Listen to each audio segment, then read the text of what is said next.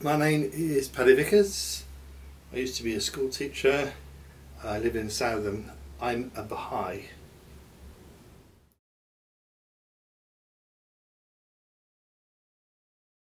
Well, it seems to make sense. It seems to be true.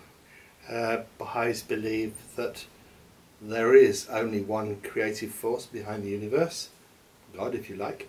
Baha'is believe that all human beings were from one original source, one original stock, and so all humanity is related and mankind should become more like one human family.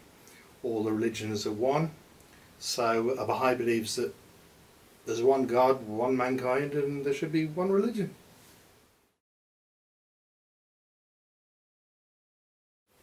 How do I define God?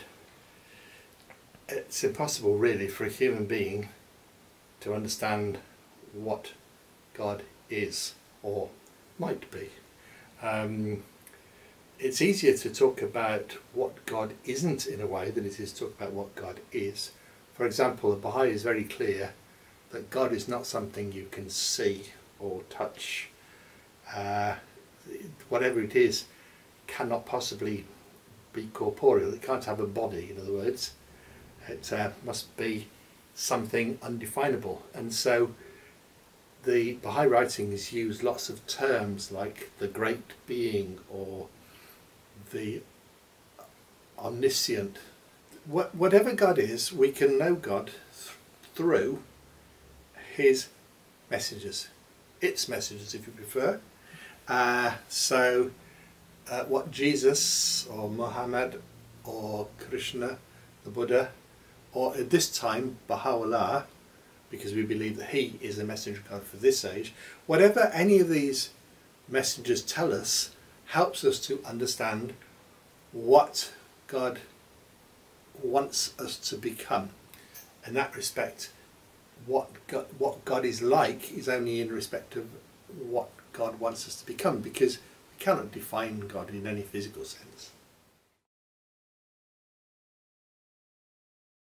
Baha'u'llah taught that every human being has something permanent inside them, a soul, and the soul comes to be connected with the body at the point of conception.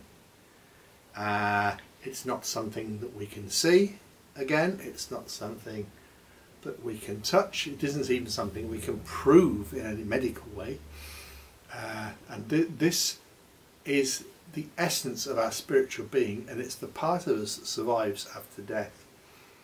And it depends how much we have learned in this life.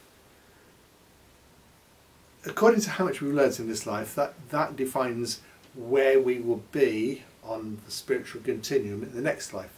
If I put it another way, somebody who has not learnt to develop themselves spiritually will be at a certain point in the next world. Somebody who's learned more than that will be at a different point in the next world, and somebody who has developed all their spiritual capacity will be at a different point. But we all continue to evolve, we all continue to grow towards God. So we do not believe that death is the end for anybody, nor do we believe that there's any need to come back because we've learnt what we can learn in this world. We now move on into the next world to learn something new. Should we be upset? No. Baha'u'llah said, I have made death a messenger of joy unto thee, wherefore dost thou grieve?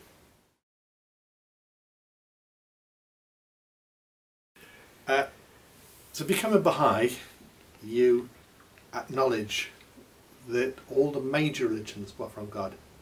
So you acknowledge that Moses was a messenger of God, and that Jesus was Krishna, the Buddha, Zoroaster, Muhammad. It's important to understand that Muhammad was a gentle and kind and tolerant person who taught respect for other people. It's important to know that.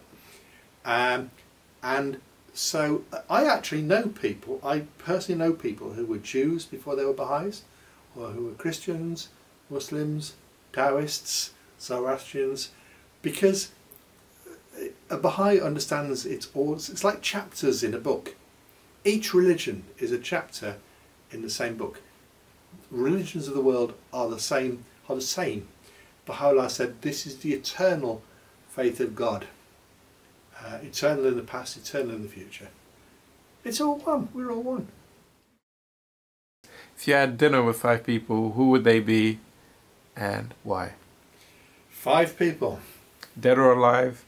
Well, the Dalai Lama would be one, definitely. Why? He's got a lovely smile, he's got a good sense of humour. He likes the Baha'is very much because, of course, the Baha'i faith is very similar to his way of looking at the world. So the Dalai Lama would be one. My wife would have to be one. So she'd be number 2. They used to have a strip at one time where they had, you know, questions, what's your favourite food, favourite TV, whatever. Right. And they said, who would you like to have a dinner like that? Yeah. And one of I mentioned was Joanna Lumley at the time. I'm not so sure now.